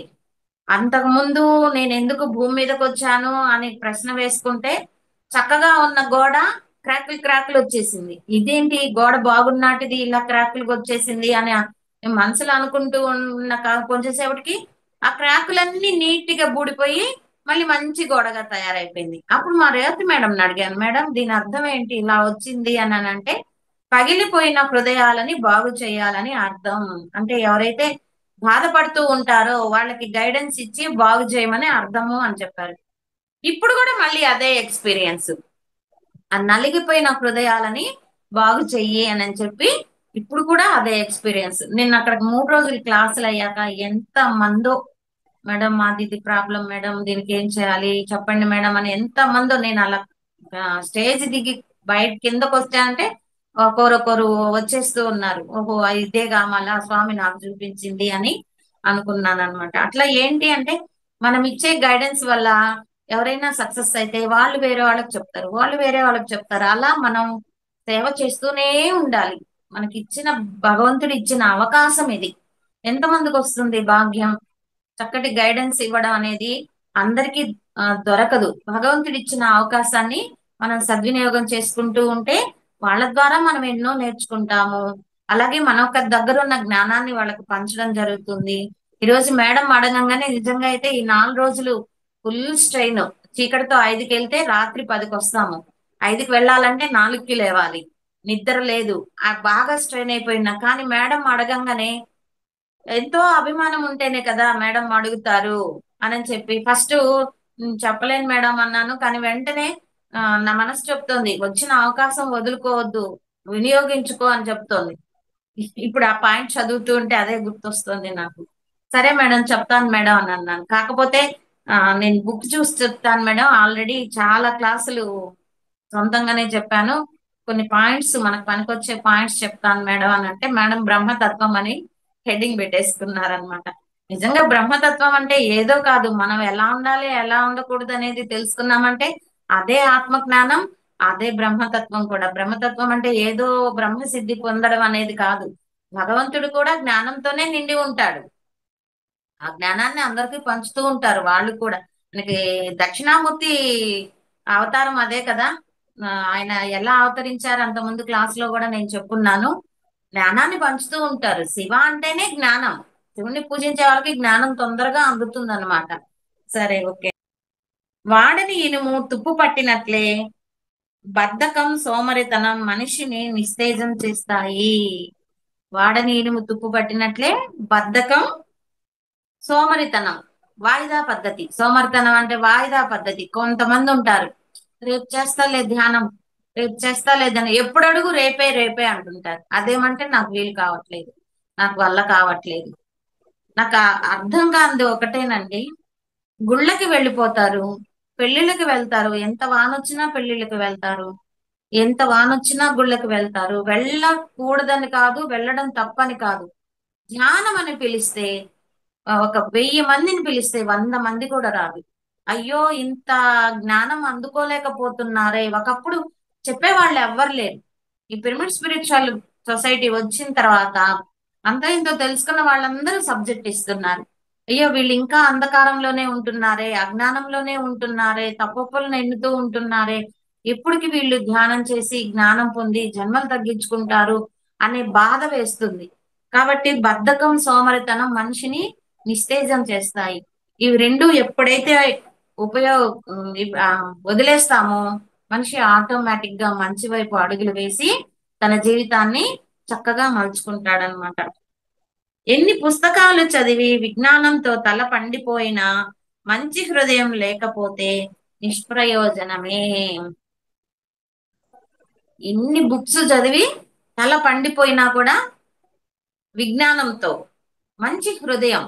కొంతమంది భలే కఠినంగా ఉంటారండి, వాళ్ళకి నాలెడ్జ్ బ్రహ్మాండంగా ఉంటది కానీ కొన్ని విషయాల పట్ల చాలా కఠినంగా ఉంటారు. అంత కఠినంగా ఉండాల్సిన అవసరం లేదు. ఎక్కడ ఎలా ఉండాలో అలా ఉండాలి మనం. ఎప్పుడూ కఠినం పనికిరాదు, ఎప్పుడు అలాగే ఆ ఉదారతనం కూడా పనికిరాదు.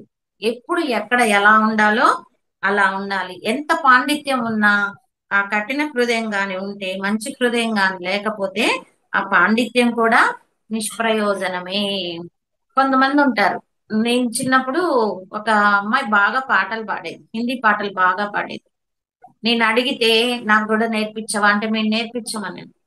కొంతమంది ఒప్పుకోరండి, ఇవ్వరు. వాళ్ళ జ్ఞానాన్ని మనకి ఇవ్వరు, మాకే సొంతం అంటారు. కానీ మనం పైలోకాలకి వెళ్ళాక ఏమీ ఇవ్వకుండా, ఏమీ ఇతరులకి నేర్పించకుండా పైలోకాలకి వెళ్ళినప్పుడు అక్కడ మాస్టర్స్ అడుగుతారు, ఏం చేసి వచ్చావు భూమి మీద అని అడుగుతారు. ఇక్కడ మనం ఏదైనా సమాధానం చెప్పించుకొని తప్పించుకోవచ్చు, కానీ పైన లోకాల్లో తప్పించుకునే అవకాశం ఉండదు. ఏం చేసి వచ్చావు భూమి మీద అంటారు. నా వరకు నేను జ్ఞానం పొందాను అంటే, మరి ఇతరులకు పంచావా అంటారు. పంచలేదు అన్నాం అనుకోండి, పోయి పంచుకో అంటారు. సేవ కానీ, డబ్బు కానీ, జ్ఞానం కానీ, ఏదైనా మనకి భగవంతుడు ఇస్తున్నాడు అంటే దానిని ఇతరులకు పంచడం కోసమే. నువ్వు ఉపయోగించుకుంటూ ఇతరులకి పంచుతూ ఉంటే నీలో పాజిటివ్ అనేది పెరిగి జన్మలు తగ్గుతాయి. స్వార్థం అనేది ఉండకూడదు, నిస్వార్థం ఉండాలి. ఆశ అనేది ఉండకూడదు. ఆశ అనేది ఉండొచ్చు కానీ అత్యాశ అనేది ఉండకూడదు. ఆశ అంటే నేను బాగుండాలనుకోవడం, అత్యాశ అంటే అంతా నాకే కావాలనుకోవడం. ఏం చేసుకుంటాం? తినేది కొట్టకి పిడికిడి మెతుకులే కదా, పోతే ఏమన్నా నెత్తినేసుకొని పోతామా? ఏం వేసుకోము.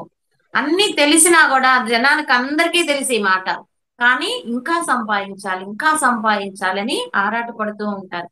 అది కూడా మనతో ఏదీ రాదు. మనతో వచ్చేది ఏంటి అని అంటే మన కర్మ ఫలాలు మాత్రమే మనతో వస్తాయి. మంచి చెడులు మాత్రమే వస్తాయి. మన సంస్కారాలు మాత్రమే వస్తాయి. నువ్వేం సంపాదించినా ఈ భూమి మీద వదిలిపోవాల్సిందే. మన గమ్యం కర్మకు వదలడం కాదు, కర్మను కూడా ఎదుర్కొని మనము గమ్యం చేరాలి. మన గమ్యం కర్మకు వదలకూడదు. ఎట్లా జరగాల్సి ఉంటే అట్లా జరగద్దులే, అవసరమా, ఏదైతే అదైందిలే, అప్పుడు చూసుకోవచ్చులే అంటుంటారు కొంతమంది. కానీ అలా ఉండకూడదు. కర్మను కూడా ఎదుర్కొని మనం గమ్యం చేరాలి. కర్మ అంటే పని, ఇంకేదో కాదు. ఆ కర్మను కూడా ఎదుర్కొని మనం గమ్యం చేరే వరకు పోరాడుతూనే ఉండాలి. వదిలేయకూడదు. మన గమ్యాన్ని కర్మకు వదిలేయకూడదు అనమాట. తల్లి ముఖం చూడని బిడ్డ, వాన ముఖం చూడని పైరు ఒక్కటే. తల్లి ముఖం చూడని బిడ్డ అంటే తల్లిదండ్రుల్ని, ఇప్పటి కాలంలో తల్లిదండ్రుల్ని సరిగ్గా చూసుకోవట్లేదు కదా, అందుకే ఈ పాయింట్ చెప్పినట్టున్నారు. వాన ముఖం చూడని పైరు ఒక్కటే. వాన లేకపోతే పైరు ఏమవుతుంది? ఎండిపోతుంది. అలాగే తల్లిదండ్రుల్ని సరిగ్గా చూసుకొని వాళ్ళ జీవితం ఎలా ఉంటుంది? ఈ రోజు బాగున్నా వాళ్ళు పెద్దవాళ్ళు అవుతారు. వాళ్ళకి ఏదైతే విశ్వానికి ఇస్తావో అదే నీకు తిరిగి వస్తుంది. వేరేదేదో రాదు. వేప మొక్క నాటితే వేపకాయలే వస్తాయి. మామిడి మొక్క నాటితే మామిడికాయలే వస్తాయి. ఒక గింజ నాటితే ఇంకొక చెట్టు రాదు. కాబట్టి మనం ఏదైతే విశ్వానికి ఇస్తామో విశ్వమే దాన్ని పదింతలుగా తిరిగి మనకిస్తుంది. చిన్న అశ్రద్ధ గొప్ప తప్పిదానికి దారి తీయవచ్చు. చిన్న అశ్రద్ధ అనేది అస్సలు పనికి రావద్దండి. ఇప్పుడు కుండకి చిల్లి ఉందనుకోండి, అది సన్న చిల్లే కావచ్చు, కానీ దాంట్లో నీరు నిలబడదు. అలాగే చిన్న అశ్రద్ధ గొప్ప తప్పిదానికి దారి తీయచ్చు. దీనికి మనం ఉదాహరణగా రాకెట్ ప్రయోగం చూసుకోవచ్చు. ఆ రాకెట్ ప్రయోగంలో ఏ మాత్రం అశ్రద్ధ చూపించినా దారిలోనే వెళ్ళిపోతుంది. ఉదాహరణకు కల్పన చావ్లా వాళ్ళు వెళ్ళిన రాకెట్, వాళ్ళు దాంట్లో లోపాలు ఉన్నాయని తెలిసినా కూడా ఏం కాదులే అని చెప్పి దాన్ని రిలీజ్ చేసేసారు. వాళ్ళంతా హ్యాపీగా రోదసిలోకి వెళ్ళిపోయారు. అక్కడ చేయాల్సిన పనులన్నీ చేసుకున్నారు. ఈ రిటర్న్ అయ్యేటప్పుడు ఈ భూమి మీద ఉండే పీడనాన్ని సరి చేసుకోలేక రాకెట్ పేలిపోవడం జరిగిందనమాట. అట్లా చిన్న అశ్రద్ధ చేసిన ఫలితం చాలా తీవ్రంగా ఉండొచ్చు. కాబట్టి ఇది చిన్నదేలే, ఇది చేయకపోతే ఏంలే అని మీరు ఎట్టి పరిస్థితుల్లో కూడా అనుకోకూడదు. మనకి ఉదాహరణకి గ్యాస్ సిలిండర్ చెప్పొచ్చు. రోడ్డు మీద వెళ్ళేటప్పుడు అశ్రద్ధగా నడిచినా కూడా, లేదంటే ఎదురుగా వచ్చే వాహనాలు సరిగ్గా చూసుకోకపోయినా కర్మకు వదిలేయకూడదు ఇవన్నీ. వాటన్నింటి పట్ల ఎరుకతో ఉండాలన్నమాట. అప్పుడే మనం చక్కగా ఉండగలుగుతాము. స్వధర్మాన్ని పాటించేటప్పుడు మృత్యువు దాపురించినా మంచిదే. స్వధ స్వధర్మాన్ని పాటించేటప్పుడు మృత్యువు దాపరించినా కూడా మంచిదే. నీ ధర్మాన్ని నువ్వు చక్కగా పాటిస్తున్నావు, అధర్మం చేయడంలా. కాబట్టి మృత్యు వచ్చినా ఇబ్బంది ఏం లేదు, హ్యాపీగా ముందుకు వెళ్ళిపోవడం జరుగుతుందన్నమాట. మనకేమీ తెలియదని తెలుసుకోవడమే మన జ్ఞానానికి మొదటి చిహ్నం. కొంతమంది ఉంటారు, నాకు అంతా తెలుసు, నేను ఇంకా తెలుసుకోవాల్సినది ఏమీ లేదు అని అనుకుంటూ ఉంటారు. ఎప్పుడైతే నాకు అంతా తెలుసు అని అనుకుంటావో ఇంకా ఏ జ్ఞానం నీకు అందదు. ఎందుకంటే పైన పెద్ద ఆ పట్ట ఒకటి వేసేసావు, జంకాణ ఒకటి కప్పేసావు అనమాట నీ పైన. కాబట్టి నీకు ఇంకే జ్ఞానం కూడా అందదనమాట. మనం ఏమీ తెలియదనేవి ఫస్ట్ మనం తెలుసుకోవడమే అదొక గొప్ప చిహ్నం. రమణ మహర్షి దగ్గరికి ఒక ఆవిడ వస్తుంది. వచ్చి ఆవిడ అంటుంది, అయ్యా నాకేం తెలియదయ్యా, ఏమన్నా చెప్పయ్యా అని అంటే, ఆయన అంటాడు, నీకేం తెలియదని నీకు తెలిసింది, నేను ఇంకేం చెప్పాల్సిన అవసరం లేదు పో అని అంటాడు. అంటే ఆ తెలియకపోతే తెలియదు అని ఒప్పుకోవడం కూడా ఒక గొప్ప గుణం. నాకే తెలుసు అంతా అనేది అది మంచి లక్షణం కాదనమాట. మనకేమీ తెలియదని తెలుసుకోవడమే మన జ్ఞానానికి మొదటి చిహ్నం. ఆశ, ధైర్యం అనేవి విజయ కిరీటంలో రెండు వజ్రాల వంటివి. ప్రతి మనిషికి ఆశ అనేది ఉండాలి. ఎందుకంటే జీవితం ముందుకు సాగాలి అంటే ఆశ అనేది ఉండాలి. నిరాశ అనేది ఉంటే జీవితం ముందుకు సాగదు. అలాగే ఆ ధైర్యం కూడా ఉండాలి. ఆశ, ధైర్యం అనేటివి విజయ కిరీటంలో రెండు వజ్రాల వంటివి. ప్రతి ఒక్కరికి ఇవి రెండు కావాలి. అదా ధైర్యం లేకపోతే కూడా ఏదీ చేయలేము. ఆశ ఉండి ధైర్యం లేకపోతే ఏదీ చేయలేము. నువ్వు వ్యాపారం పెట్టాలనే ఆశ ఉంది, పెడితే ఏమవుతుంది అనే భయంతో కానీ ఉన్నావనుకో, ఆ భయమే నీకు నిరాశ పడేట్టు చేస్తుంది. ఎందుకంటే నువ్వు ఏది ధైర్యంగా చేయలేకపోతున్నావు కాబట్టి. ఎప్పుడు కూడా ధైర్యం అనేది మన వెంటే ఉండాలి, మన లోపల కూడా ఉండాలి. చాలా మందికి చీకటి అంటే భయం. అలా భయపడే వాళ్ళకి నేనేం చేస్తానంటే, వాళ్ళు నైట్ టైం కానీ వచ్చినప్పుడు వాళ్ళు ఉంటారు కదా, మాకు భయం మేడం చీకటి అని అంటారు కదా, నేను ఉంటాను కదా అక్కడే, లైట్ ఆపేస్తాను. ఇప్పుడు ఏముంది అని అంటాను, మళ్ళీ లైట్ వేస్తాను, ఇప్పుడు ఏముంది అంటాను. వాళ్ళకి చెప్తానన్నమాట, లైట్ వేసినప్పుడు ఏమేమైతే ఉందో లైట్ లేనప్పుడు కూడా అదే ఉంటుంది. జనాలు చిన్నప్పుడు నుంచి పిల్లలకి ఆ చీకట్లో పోతున్నావు, ఆడ దెయ్యం ఉంది, భూతం ఉంది, నిన్ను పట్టుకుంటది అని భయంతో పెంచుతారు వాళ్ళ కంట్రోల్లో ఉంచుకోవడానికి. అప్పుడు అందుకని వాళ్ళకి చీకటి అంటే భయం. దెయ్యాలకి భూతాలకి చీకటితో పని లేదండి, ఎప్పుడైనా ఉంటాయి. వాటికి మన వెలుతురుతో పని లేదు. చీకట్లో అయినా ఉంటాయి, వెలుతురుతోనైనా ఉంటాయి. అవి ఉండే వెలుతురు వేరే వేరే డైమెన్షన్ అయ్యి. కాబట్టి చీకట్లో ఏదైతే ఉందో వెలుతురులో కూడా అదే ఉంటుంది. కాబట్టి నువ్వు భయపడాల్సిన అవసరం లేదు అనే ఆ వివరణ ఎప్పుడైతే ఇస్తానో, మేడం ఎన్నో ఏళ్ల నుంచి మోస్తున్నాం మేడం ఈ భయాన్ని, ఎంత తేలిగ్గా తీసేశారు మేడం అంటారు. కాబట్టి ప్రతి మనిషికి ధైర్యం అనేది చాలా చాలా అవసరం.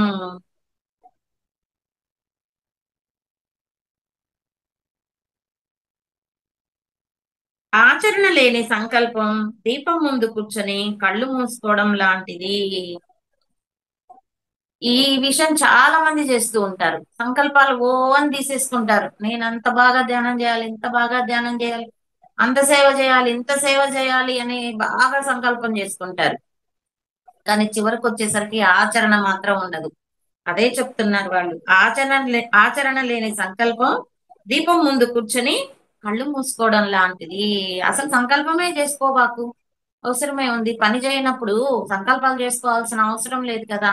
ఉబిసిపోక మాటలు అంటారు కదా, ఇది కూడా అంతే అన్నమాట. నువ్వు సంకల్పం చేసుకున్నావు అని అంటే అది పూర్తయ్యే వరకు వదిలిపెట్టకూడదు. నువ్వు ఏది అనుకుంటున్నావో అది పూర్తి చెయ్యాలి, అప్పుడే అది కరెక్ట్ అన్నమాట. తండ్రి ప్రేమ ఎప్పుడూ దాగి ఉంటుంది, తల్లి ప్రేమ ఎప్పుడూ బయటకు కనపడుతుంది. తండ్రి ఎప్పుడు గుంభనంగా ఉంటాడు, డిగ్నిఫైడ్ గా ఉంటాడు. తల్లి అలా కాదు, ఉదారంగా ఉంటుంది. తల్లి ప్రేమ ఎప్పుడు బయటికి కనబడుతూనే ఉంటుంది. తండ్రి ప్రేమ మాత్రం లోపల దాగి ఉంటుంది. బిడ్డలంటే ఎంతో అపారమైన ప్రేమ ఉంటుంది తన తండ్రికి. ఎవరో ఏదో అండి, లక్షకో కోటికో ఆ, ప్రేమ చూపించని తండ్రులు ఉంటారే కానీ తల్లిదండ్రులు బిడ్డలంటే ప్రాణం పెడతారు. ఇవ్వడం నేర్చుకో, తీసుకోవడం కాదు. సేవ అలవర్చుకో, పెత్తనం చేయడం కాదు. నీ దగ్గర ఉన్నటిది ఇవ్వడం నేర్చుకోవాలి. ఏదైనా కానివ్వండి, ఏదైనా కానీ ఇవ్వడం నేర్చుకోవాలి. అలాగే సేవ చేయడం కూడా నేర్చుకోవాలి. సేవ చేసే చోట పెత్తనం జలాయించకూడదు. సేవ సేవగానే చేయాలన్నమాట. భయం నుండే సమస్త దుఃఖం పుడుతుంది. ఎప్పుడైతే భయపడుతూ ఉంటావో సమస్త దుఃఖం ఆ భయం నుంచే పుడుతుంది. ఇది ఎవరు చెప్పారంటే కృష్ణుడు చెప్తాడు. భగవద్గీతలో కృష్ణుడు చెప్తాడు అనమాట. విద్య డబ్బు ఉన్న గర్వం లేనివాడే గొప్పవాడు. విద్య డబ్బు ఈ రెండు అంటే లక్ష్మీ సరస్వతి ఇద్దరు ఉన్నా కూడా ఎవరికైతే గర్వం అనేది ఉండదో వాడు గొప్పవాడు. అహంకారులైన విద్యావంతుల కన్నా నిరహంకారులైన విద్యా విహీనులే ఉత్తమం. కొంతమందికి ఆ క్లాస్ ఫస్ట్ వచ్చింది అనుకోండి, లేదంటే సబ్జెక్ట్ బాగా తెలుసు అనుకోండి, పుస్తక జ్ఞానం బాగా ఉండి, అలాగే మనం మెడిటేషన్ చేసే వాళ్ళల్లో కూడా బాగా చెప్పగలిగి, సబ్జెక్ట్ చెప్పగలిగి, చాలా బుక్స్ చదివి ఉన్న వాళ్ళు కొంతమంది భలే అహంకారంగా ఉంటారు. అది ఎందుకు పనికిరాదు. అహంకారం నాలుగు గీక్కొని కూడా పనికిరాదు. అది మనకి చేతి విజ్ఞానంలో ఆ పాయింట్ వస్తుంది. ప్రాపంచిక జ్ఞానం 100 జన్మలకైనా పోతుంది, కానీ ఆధ్యాత్మిక జ్ఞానం 1000 జన్మలకు కూడా పోదు అని. అట్లా ఆ విద్యావంతులు అహంకారులైన విద్యావంతుల కన్నా నిరహంకారులైన విద్యా విహీనులే ఉత్తమం. మన పట్ల ఇతరులు ఎలా ఉండాలని కోరుకుంటామో ఇతరుల పట్ల మనం అలా వ్యవహరించాలి. మనము ఏది ఆశిస్తున్నామో మనం ఇతరుల పట్ల కూడా అలాగే ఉండాలి. మనల్ని గౌరవించాలి అని కోరుకున్నప్పుడు ఇతరులను గౌరవించడం నేర్చుకోవాలి. నీచుడికి విద్యలు ఉన్నా అవి వాని చేత పాపకర్మలే చేయిస్తాయి. నీచుడి దగ్గర విద్యలు ఎన్ని ఉన్నా అవి పాపకర్మలే చేస్తాడనమాట. ఈ మాట ఎవరు చెప్పారంటే చాణక్యుడు చెప్పారు. చూడండి, చాణక్యుడి కాలం ఎప్పటి కాలం. మనకి పెద్దవాళ్ళు ఎన్నో విషయాలు చెప్పారు, కానీ ఆచరణకు వచ్చేసరికి 100 విషయాలు చెప్తే 2 కూడా ఆచరించలేని ప్రస్తుత పరిస్థితి. అదేమంటే కలియుగం కదండి, కలి ప్రభావం కదండి అంటారు. కలికాలంలో కూడా అన్ని రకాల మనుషులు ఉంటారు. కృతయుగం వాళ్ళు ఉంటారు, ద్వాపరయుగం వాళ్ళు ఉంటారు, త్రేతాయుగం వాళ్ళు ఉంటారు, కలియుగం వాళ్ళు నలుగురు ఉంటారు. అంతా ధర్మంతో ఉండే వాళ్ళు ఉంటారు, సగం ధర్మం ఉండే వాళ్ళు ఉంటారు, అందరూ ఉంటారు. ఆ అధర్మం నుంచి ధర్మం వైపుకు మళ్ళడమే మన జీవిత ప్రయాణం. శీలం ఎక్కడ ఉంటే సత్యం, ధర్మం, ధైర్యం, న్యాయం, లక్ష్మి అక్కడే ఉంటాయి. శీలం ఎక్కడైతే ఉంటే అంటే నువ్వు సశీలంగా ఎప్పుడైతే ఉంటావో, మంచివాడిగా ఉంటావో, అక్కడ సత్యము ఉంటుంది, ధర్మము ఉంటుంది, ధైర్యము ఉంటుంది, న్యాయము ఉంటుంది, లక్ష్మి కూడా అక్కడే ఉంటుంది. చూడండి, 5 మనం శీలవంతుడిగా అంటే న్యాయబద్ధంగా ఉండడం. శీలం అంటే శరీరానికి సంబంధించిన శీలం కాదండి, సద్గుణవంతుడు. సద్గుణవంతుడు ఎక్కడైతే ఉంటాడో, ఎక్కడైతే ఉంటుందో సద్గుణం అనేది, సత్యం, ధర్మం, ధైర్యం, న్యాయం, లక్ష్మి అక్కడే ఉంటాయి. ఇతరుల సుఖాన్ని చూసి అసూయ చెందకు, అభినందించు. ఇది చాలా ఇంపార్టెంట్ పాయింట్ అండి. ఇతరుల సుఖాన్ని చూసి అసూయ చెందకు, అభినందించు. నువ్వు అసూయ చెందావు అంటే నీ ఆరా డౌన్ అయిపోద్ది, ఎసిడిటీ ప్రాబ్లం వస్తుంది, లేదంటే ఇంకేదో జబ్బు వస్తుంది. అదే అభినందించావనుకో వాళ్ళ ముఖంలో ఆనందం చూడొచ్చు మనం. ఆ ఆనందం చూసి మనం ఆనందించవచ్చు. ఆటోమేటిక్ గా మన శరీరంలో ఒక రకమైన ఎంజైమ్ రిలీజ్ అవుతుంది. ఆ రిలీజ్ అయిన ఎంజైము మన ఆయుష్ను పెంచుతుంది. ఇతరులను అభినందించినప్పుడు వాళ్ళ కళ్ళల్లో వెలుగు. మా గురువు గారు చెప్తూ ఉంటారు, ఒక పేదవాడికి గాని అడుక్కునే వాడికి గాని నువ్వు అన్నం పెట్టి వాడి కళ్ళు చూడు అని చెప్పేవాడు. ఆ కళ్ళల్లో వెలుగు. ఇతరులకు మనం ఏదైనా సహాయం చేసినప్పుడు ఆ కళ్ళల్లో వెలుగు చూడాలి మనం. ఆ వెలుగును చూస్తే మనకు ఎంతో ఆనందం వేస్తుంది. ఆ ఆనందం వేసినప్పుడు ఒక గుడ్ ఎనర్జీ అనేది రిలీజ్ అవుతుంది. కాబట్టి ఇతరుల యొక్క సుఖాన్ని చూసి అసూయ చెందకు, అభినందించడం చేరుకోవాలి. అప్రిషియేషన్ అనేది చాలా చాలా ఇంపార్టెంట్ అండి. మన బిడ్డలైనా సరే ఏదో ఒక మంచి పని చేశారనుకోండి, అభినందించండి. బాగు చేసావులే, నువ్వు గంగా చేసావులే, లోకంలో నువ్వు ఒక్కడివే చేసావా, ఇట్లాంటి మాటలు వద్దు. ముందు మనం బిడ్డల్ని చాలా జాగ్రత్తగా పెంచాలి. ఎప్పుడైతే వాళ్ళని అభినందిస్తూ ఉంటామో, అట్లనే అవసరం లేని పొగడ్తలు ఉండకూడదు. అవసరమైన మేరకే అభినందించాలి. అభినందిస్తూ ఉంటే వాళ్ళకి ఇంకా ఉత్తేజితమయ్యి ఇంకా ఇంకా చక్కగా చదువుకోవడం, చక్కగా మిగతావన్నీ నేర్చుకోవడం జరుగుతుంది అనమాట. కాబట్టి అప్రిషియేషన్ అనేది చాలా చాలా ఇంపార్టెంట్. వినయం శీలం లేని విద్యావంతుడు మృగం కంటే ప్రమాదం. వినయం శీలం రెండు లేని వాడు ఎట్లాంటి వాడు అంటే మృగం కంటే ప్రమాదం. అట్లాంటి వాళ్ళ దగ్గర మనం దరిదాపులకు కూడా వెళ్ళకూడదు. ఒకవేళ వెళ్ళినా అక్కడ చేయాల్సిన పని చూసుకొని చటుక్కున యువతలకి వచ్చేయడమే అన్నమాట. మనం ఏ పని చేయమో ఆ పనిని ఇతరులకు చెప్పి వారు చేయాలని కోరుకోవడం పొరపాటు. కొంతమంది ఉంటారు, వాళ్ళు ఏంటంటే వాళ్ళు చేయరు, నువ్వు చెయ్యి అని చెప్తూ ఉంటారు. ఆ పని వాళ్ళు చేయాలని కోరుకుంటూ ఉంటారు. అలా ఉండకూడదు. ఇళ్లలో మెయిన్ గొడవలు వచ్చేది ఈ విషయం దగ్గరే. నేనేంది చేసేది, నువ్వే చేయాలి అని మాట్లాడుకుంటూ ఉంటారు. అట్లా ఉండకూడదు. అత్తాకోడళ్ళు అన్నాక చెరొక పని చేసుకుంటూ సహాయంగా ఒకరికొకరు ఉంటూ ఉంటే ఆ ఇల్లు ఎంతో ఆనందంగా ఉంటుంది. ఆ ఇంట్లో ఉన్న మామగారు కొడుకు బ్రహ్మాండంగా ఉంటారు. నాకు మంచి భార్య వచ్చిందని ఆ కొడుకు ఆనందపడతాడు, మంచి అత్తగారు వచ్చారని కోడలు ఆనందపడుతుంది. అందరూ ఆనందంగా ఉంటారు. పని చేసుకోవడం మనిషి యొక్క లక్షణం అండి. ఇక్కడ ఈ పని దగ్గరికి వచ్చేసరికి ఎక్కువ గొడవలు పని దగ్గరే వస్తున్నాయి. ఇప్పుడు పని చేయలేదనుకోండి, శరీరానికి శారీరక వ్యాయామం అనేది అవసరం. ఎప్పుడు కుర్చీలోనే కూర్చొని ఉంటున్నారు అనుకోండి, లేనిపోని అనారోగ్యం వస్తుంది. అందుకని ఏంటంటే ఒక సైకిల్ ని వాడకపోతే ఎలా తుప్పు పట్టిపోతుందో అలాగే శరీరానికి తగిన వ్యాయామం గాని ఇవ్వకపోతే, తగిన విధంగా పని చేయకపోతే అనారోగ్యం అనేది వస్తుంది. ఇంతకుముందు మోకాళ్ళ నొప్పులు లేవు, కుర్చీలు వచ్చాక మోకాళ్ళ నొప్పులు వచ్చాయి. ఇంతకుముందు అత్తగారు కూడా చివరి వరకు పనిచేసేవాళ్ళు. ఆ మామూలు కాన్పులు అయ్యేది. ఇప్పుడు అబార్షన్లు అనేటివి సారీ ఆపరేషన్లు అనేటివి వచ్చేసాయి. ఎందుకు అంటే శారీరక వ్యాయామం లేదు.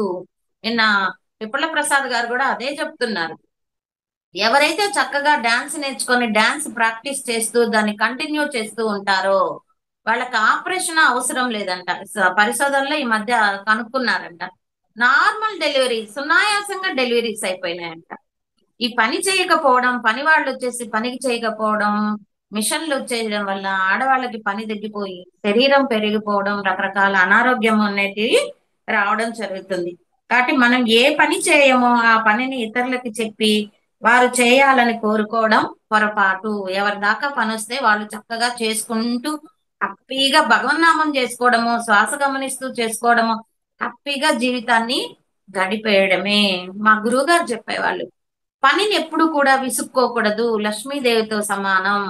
ఏదో ఒక నామమో మంత్రమో ఏదో ఒకటి చేసుకుంటూ పని చేశావు అనంటే చక్కగా ఆ వండిన ఆహార పదార్థం అంతా ఆ మంత్రం నిండి ఉంటుంది, ఆ భగవన్నామం నిండి ఉంటుంది. అది తిన్న వాళ్ళు ఇంట్లో వాళ్ళందరూ బాగుంటారు. కాబట్టి పనిని ఎప్పుడు కూడా విసుక్కోకు, చక్కగా పని చేసుకోవడం అనేది నేర్చుకో అని ఆవిడ ఎప్పుడు చెప్తూ ఉండేవాళ్ళు అనమాట. సంపదలు పోయిన సదాచారాలు సత్సాంప్రదాయాలు ఆచరించడం మానకూడదు.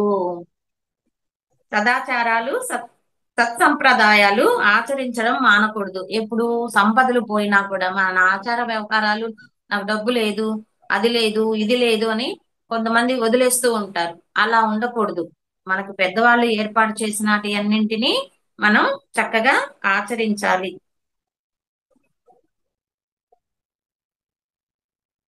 మంచి నడవడిక, శాంతియుత జీవనాలే మనిషికి నిజమైన సిరి సంపదలు. మంచి నడవడిక, శాంతియుత జీవనాలే, ఎవరైతే చక్కగా మంచి మార్గంలో ధర్మ మార్గంలో నడుస్తూ జీవిస్తూ ఉంటారో, అలాగే శాంతియుత జీవనం, వాళ్ళ జీవితం ప్రశాంతంగా ఉందో వాళ్ళకే అదే నిజమైన సిరి సంపదలు. అంటే అట్లా అయితే డబ్బు వద్దమ్మా అంటే డబ్బు కావాలి, మన ఉండడానికి ఇల్లు కావాలి, జీవించడానికి డబ్బు కావాలి. కానీ అత్యాశ అనేది ఉండకూడదు. అప్పుడే మనిషిలో ఆ ప్రశాంతత అనేది వస్తూ ఉంది. ఇప్పుడు ఆ ప్రశాంతత లేదు. 70 ఏళ్ళు వచ్చినా 80 ఏళ్ళు వచ్చినా ఇంకా ఏదో బిడ్డలకి సంపాదించి పెట్టాలి అనే ఆలోచనలో ఆధ్యాత్మికం వైపు మళ్ళడం లేదు. పూర్వకాలం రాజులున్న కాలంలో అప్పుడైతే 50 ఏళ్ళు రాగానే బిడ్డలకి పెళ్లి కాగానే వాళ్ళకి అన్ని బాధ్యతలు అప్పగిచ్చేసి దగ్గర దగ్గర ఉన్న, అప్పుడంతా అడవులు ఎక్కువ ఉండేది కాబట్టి చిన్న చిన్న అడవుల్లోకి వెళ్ళిపోయి జీవనం సాగించి లక్షణంగా అక్కడ రామాయణం, మహాభారతం, భాగవతం, భగవద్గీత ఇట్లాంటివన్నీ చదువుకుంటూ ఆ జీవనం సాగిస్తూ ఉంటారు. ఆ టయానికి బిడ్డలు మనవాళ్ళు మనవరాళ్ళు లేదంటే కొడుకో వచ్చి వాళ్ళకి అన్నం అవి ఇచ్చేసిపోయేవాళ్ళు అనమాట. అట్లా చివరి దశని అంటే మూడు వంతులు కుటుంబం కోసం, ఒక వంతు వాళ్ళ కోసం అన్నమాట. ఆ చివరి దశని లక్షణంగా దైవ చింతనలో గడిపేవాళ్ళు, ప్రశాంతమైన జీవితంతో ఉండేవాళ్ళు. ఇప్పుడు ఆ ప్రశాంతత అనేది లేకుండా పోయిందన్నమాట.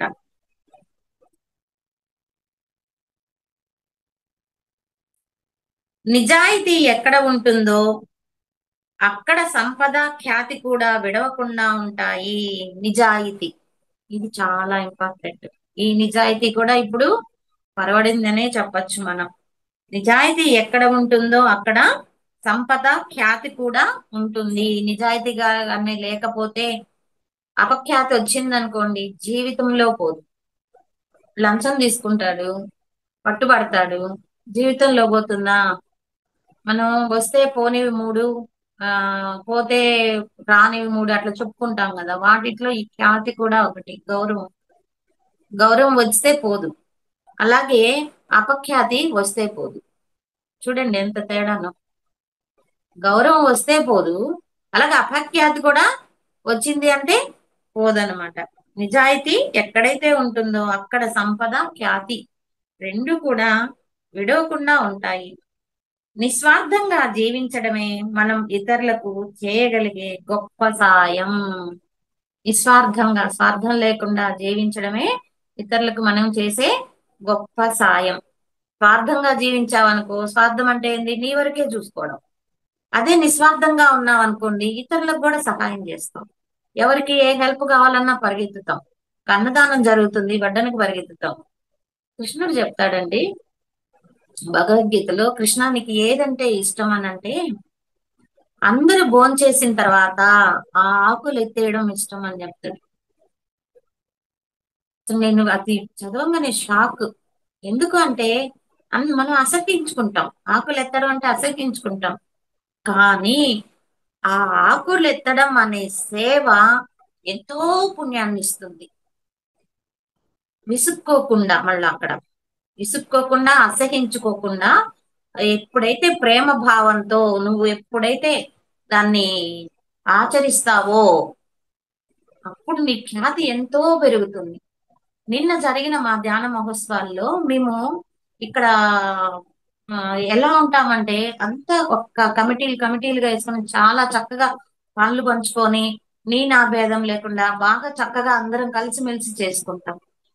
ఆ చేసే ప్రాసెస్ లో పని వాళ్ళని కూడా వేదిక మీదకి పిలిచి సత్కరిస్తాం.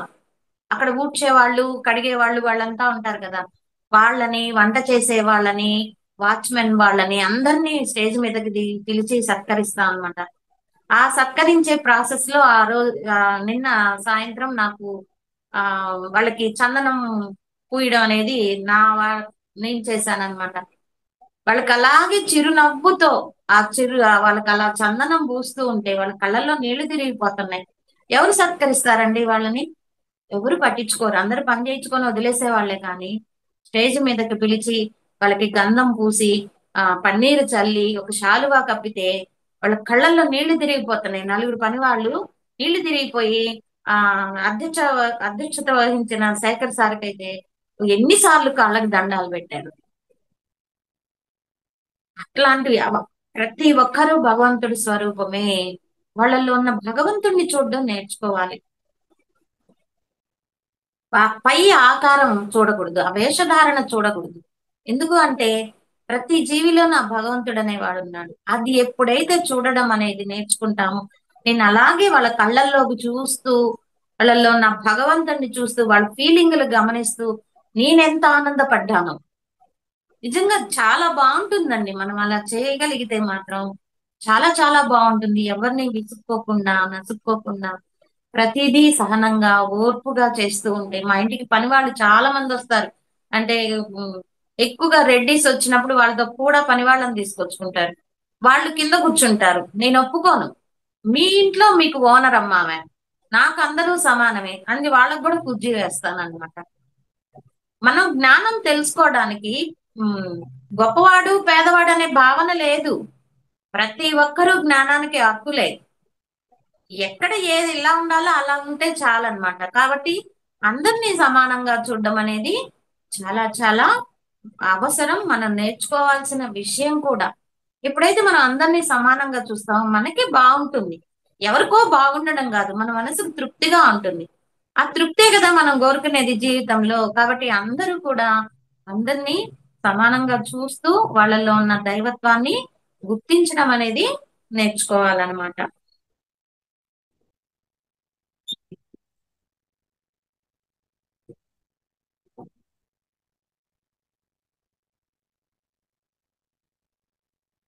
సందేహం ఏమీ లేకుండా చేయాలి. కృషిలోంచి అద్భుతమైన విజయాలు పుట్టుకొస్తాయి. ఏదైనా పని చేసేటప్పుడు సందేహం లేకుండా చేయాలి. ఎప్పుడైతే సందేహపడ్డావంటే అక్కడ ఒక నెగిటివ్ బీజం వేసినట్లే. సందేహం లేకుండా గాని చేశావంటే నువ్వు చేసే కృషిలో నుంచి అద్భుత విజయాలు అనేటివి పుట్టుకొస్తాయి. కొంతమంది ఉంటారు, ఏదైనా స్టార్ట్ చేసే ముందే నెగిటివ్ మాట్లాడతారు. వాళ్ళకి ఆసువుగా వచ్చేస్తుంటాయి నెగిటివ్లు. నువ్వు చేయలేవులే, అదేంది చేసేది, వాళ్ళు చెప్తే ఏంది వినేది, ఇట్లాంటి మాటలు ఎక్కువ మాట్లాడతారు. అందుకే గురువులు మనకి మంత్రం ఇచ్చేటప్పుడు ఈ మంత్రం బయట ఎవరికి చెప్పొద్దు అని చెప్తారు. మీరందరూ వినే ఉంటారు, మంత్రం చేసే మంత్రం ఎవరికి బయటికి చెప్పకూడదు అని నిబంధన ఉంది. ఎందుకు అంటే మనం పలానా మంత్రం చేస్తున్నాం అనుకోండి, వాళ్ళు కిందకి లాగేస్తారు మనల్ని.